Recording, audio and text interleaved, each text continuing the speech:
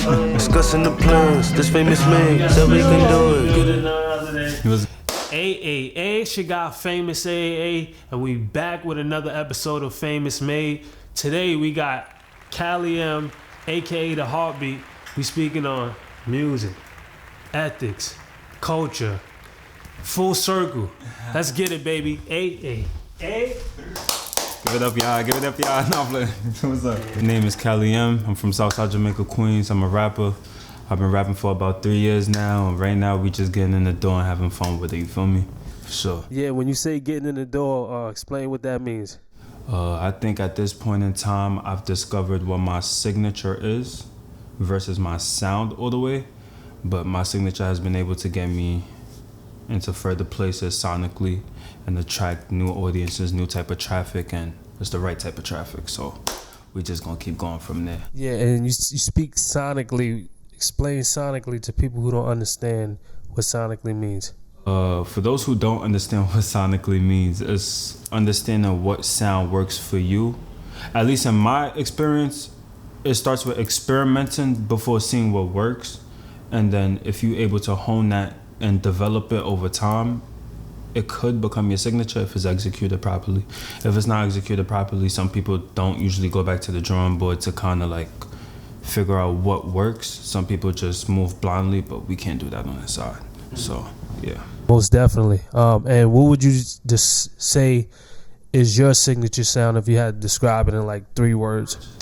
3 words to describe my signature. Cocky.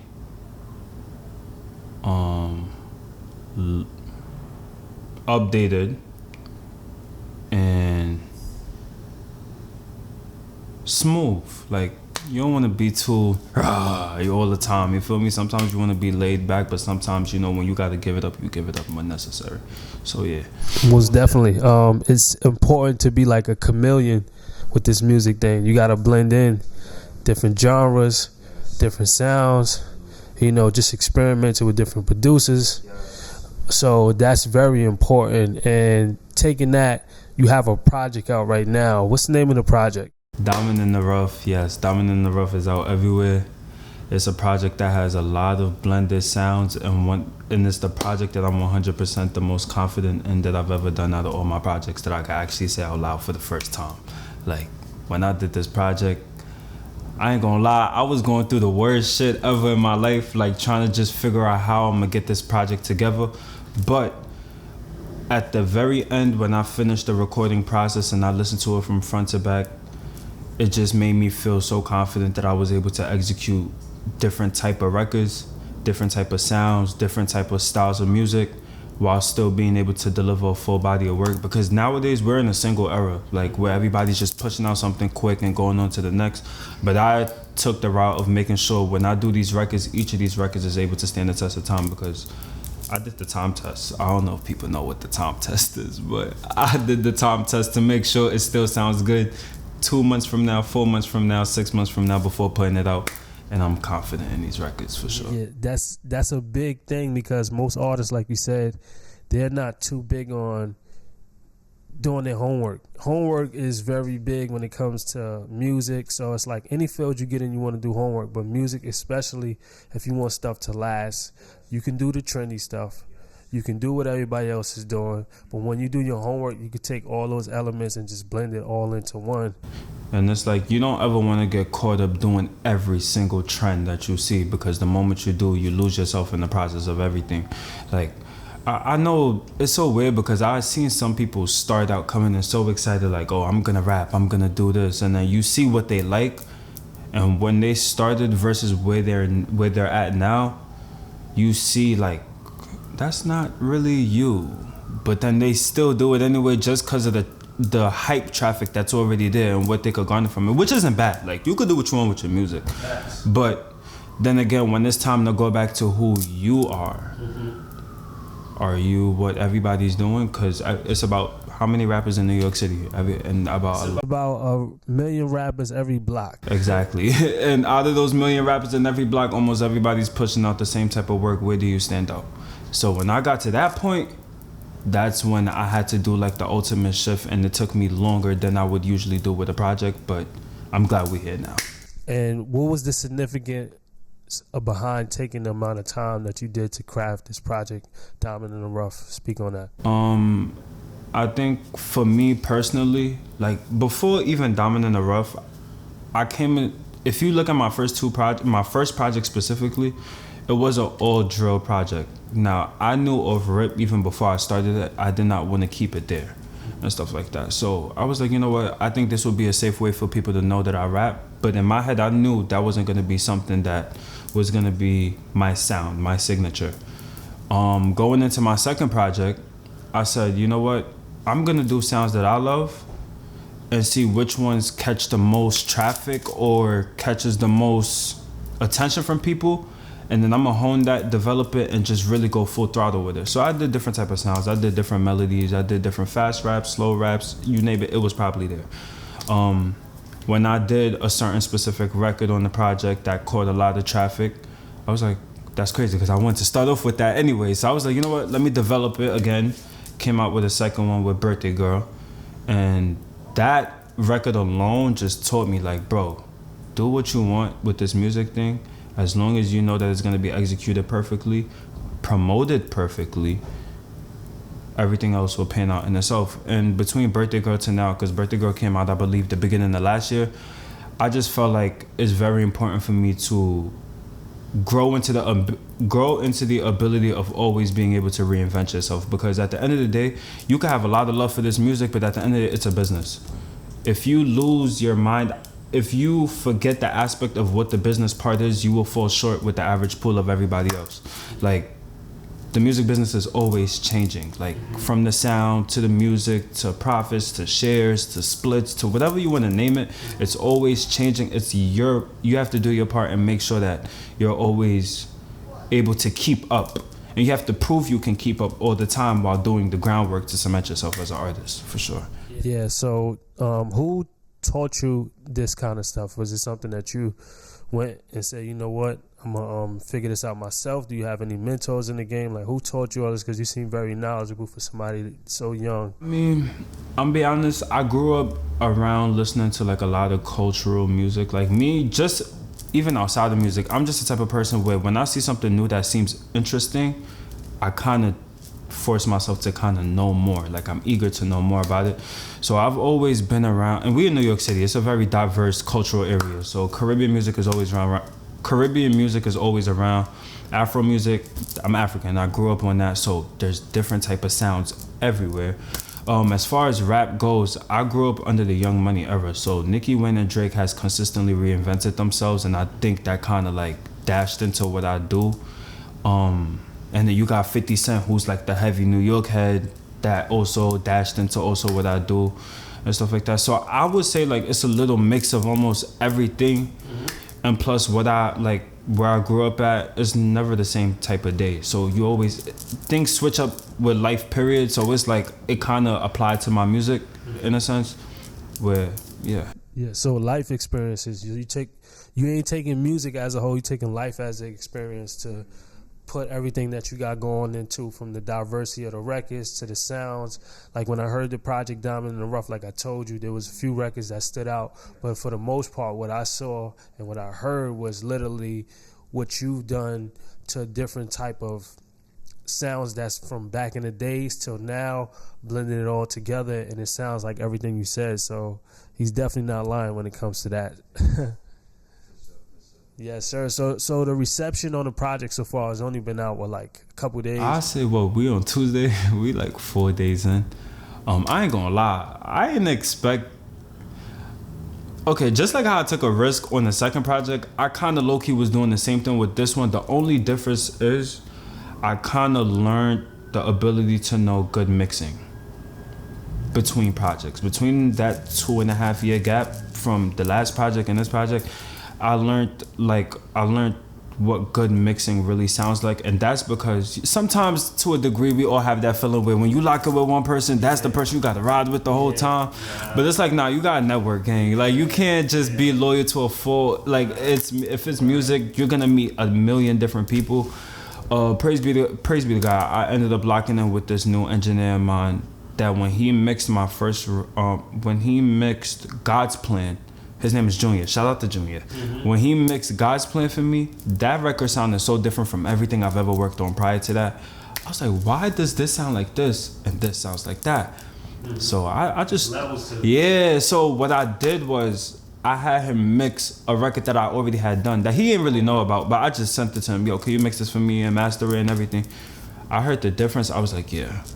Sonics is very, very important, and I think you would only know that when you're in it for a while to know the difference. Like when I listen to when I listen to Drake, Nicki, and Wayne's records, like the sound, their volumes, how the beat, the volume of the beat, the volume down to each instrument, that's very, very important. But people don't really pay attention to that. They think it's go to the studio, drop a record, and on to because this is the stuff that people don't care about. This is like the free throws in the gym when nobody's around. These are the push-ups, these are the running, the pull-ups, and then when you on fight night or when you playing ball, they're like, oh, yo, LeBron is a beast, but y'all ain't see any of the practice. Kobe was the first person and last person to leave the gym. Exactly. So it's all about, and another thing is too, is like what today's music, everything is predominantly 808, 808, 808. So it's so easy to get lost in the 808 and what sounds loud as opposed to what sounds clean, what sounds clear, how this record would sound, how that would sound. So do you know about mixing, or you just know what it sounds like? Well, I know I can't mix for shit, but I'm very well aware of what I'm growing into the ability to know what a good mix and mastered song sounds like. Because sometimes too, like shout out to my engineer, Junior, I don't only just leave a record with him to do. Sometimes I would send it to another person. Like I would say on the project, like the females that were singing on the project, I had a different engineer work on those records. Outside of my part, of course, Junior mixed my vocals because I think my vocals is very good with him. So I don't really try to like really go everywhere else with it. However, when it came to the females, there is this engineer named Court that I decided to let the females go to him. They sing with him, and he's very good at interacting with the artists too in the booth and stuff like that. So he mixes their vocals very well. He gives a little input on, hey, maybe you should rhythm like this in the background vocals. Not too many engineers do that, you know. So they actually, that's called executive producing as well. Type shit, yeah. Pretty much helping out. That's what an artist, producer, engineer, we're all artists constructing one thing. So if you're there for the project, put some input on it. That way, you know, when a project does come out, the artist may want to work with you again. Like, oh yeah, I was in the booth with this engineer, and he literally like is helping me like tweak my vocals and sing it this way and do that. So it's all a cohesion thing. That separates the people from money grabs to the people who really want to work with you. No, for sure. Nah, seriously. That's how you know who's in it for the passion versus who's just in it for the quick dollar, for sure. Yeah, and it's about the value that you provide. And so like just even as an artist, what value do you provide to supporters, listeners, things of that nature? Well, first and foremost, what I want my listeners to know when they come into my music is I aim to make sure you feel my records. And not just on some like the rap records is cool and everything, but like it didn't dawn on me. Okay, I'll give you an example, right? The first record that I did on the project called Come Back to Me, I wrote that record from a place of missing my favorite parts of a person, right? But after listening to it back, when I finished recording and everything, it sounds like I officially lost the person. You feel what I'm saying? So I didn't realize how much I was gonna feel that aspect until I had someone else come in listening to the project as well, and like I got like different type of feedback from that record alone. And then I already ran with the notion of always claiming to be like the heartbeat. That's like a nickname I gave myself like throughout my music like route. I called myself the heartbeat because I want people to feel my music, but not just because of the cool raps that I could do, because I could get busy on the beat at any point in time, but it's not even just about that. I want my records to stand the test of time. And those specific ones, even the ones that don't go number one, those are the ones that people go back to 10 years from now, 15 years from now, 20 years from now. Screw a number one, screw a chart. Yes, that's important for the business aspect of things, but when it comes down to being in a room with 100 people or 20 people or 10 people, when that one record come on and you see everybody light up, that's a feeling that you can't You don't think about charts when that happened. You think about, I did that. You know, that it's a better heartwarming feeling that you gain from that and stuff like that. So that's the route I kind of aim for when I have people come in and listen to my music. I want it to apply to something. I want them to feel something. I want them to relate to something. And then after you get that shit out the way, you know, you could feel like you that dude. You could feel like, you know what I mean? You get a taste of New York. But that's how I've always wanted to navigate my sound and my catalog, for sure. For sure. So pretty much putting emotion back into the heartbeat of the music. Because there's no more emotion in the game. Yeah, it's so for me, when I hear music nowadays, what I hear is same stuff over and over and over and over and over and over. Cool. At the end of the day, to each his own. There's a big market for everyone. Like, people who's gonna listen to your record and not like it. People's gonna listen to other people's record and not like it. But at the end of the day, if you hone in with the people and you give them experience, and this is coming from me talking to you, it's all about the experience you provide for people. Every time you drop something, every time you put out a project, every time you have a listening event, anytime you have some merch drop, it's all about the experience. And people love experiences, period. Not even just with music. If you have a friend and you're like, yo, I'm pick you up at this time, you take them somewhere, and it's, even if it's not the most expensive thing, if it's an experience, they're going to remember it. So that's what it's all about at the end of the day. When it comes to music, when it comes to life, being full circle. Full circle. Yes. And when it comes down to, like you said, your roots is from Africa, what role did that play in, like, you being who you are now? Well, being African applies to me every day because that culture is instilled in me regardless of where I'm at. You know what I'm saying? Because at the end of the day, my family always maintains that. My cousins always maintain that. I always make sure I'm around family at all times, because sometimes you get so caught up with work that you kind of lose yourself in the midst of trying to create what we call the perfect thing, you know? But when you go back to your foundation and you go back to those who can't buy something but make you feel something, that's like, is no better feeling than that. Like, I would rather, if I have writer's block or like I'm stressing about how I'm gonna go about this specific project, but then my cousins come one day, yo, we about to go out today, like not even on some club or anything type shit, like we about to just go do something dumb, you know, like we link up, a straight laughs, you probably arguing, cutting ass, like those type of moments that kind of assist you to get back in the ring and be better. And a lot of people don't know that. They think you have to just sit in the struggle and just wait till the struggle passes. No, I can't. I don't sit still. I can't sit still. Me, I have to get up and move. I'm too solution based to even want to like just sit there and dwell about my problems. Yes, I'm a human being. I'm gonna sit there sometimes like, damn, like, you know, but you can't mope around forever. Like, if you get too used to that, that's what life will become for you. You have to choose what exactly you want out of this life. You got to choose. You have the control of where you want your next part of your life to go. I choose to laugh 24/7. Like, I want to be around people that can make me laugh, because you can't buy laughter. You have to actually feel that shit. Yeah. And that's what counts the most in life, period. Fuck money, fuck clothes, all of that. Emotions is what counts. It's very, very, very important, but it's very important to laugh with life. You cannot just... Because at the end of the day, when you go to wherever you going, whether you believe heaven, hell, well, I don't know what you believe in, you're not taking that chain, you're not taking that t-shirt, them socks, you're not taking your skin, your hair, none of that. It's what you do. Your soul is driving you right now. So you ever look at a car, when you in a car, you can't see yourself driving, but somebody else can see you.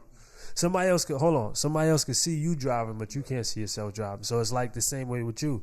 I can see you and you can see me, but it's like a car. When you're in the car, you can't see yourself driving. So your soul is driving you right now. So we just here for the time being, and you got to capitalize off that. Any last words for your supporters, people out there? To my supporters, first and foremost, to everybody that's supporting me, thank you. If you stayed on the train this long and you made it to this stop, I appreciate you for real. Diamond in the Rough is out now. This isn't a regular project. This isn't going to be one of those that I'm just going to let fall into the average pool and go on to the next. No, this is going to be one of those projects where it's going to stand the test of time. I'm gonna make it a mission to assist that, and I'm just gonna make sure I provide you guys with the best material possible. Put yourself first at all times. No matter how much life forces you to not do that, it's very important because there's a lot of manipulation going on. You can be blindly manipulated.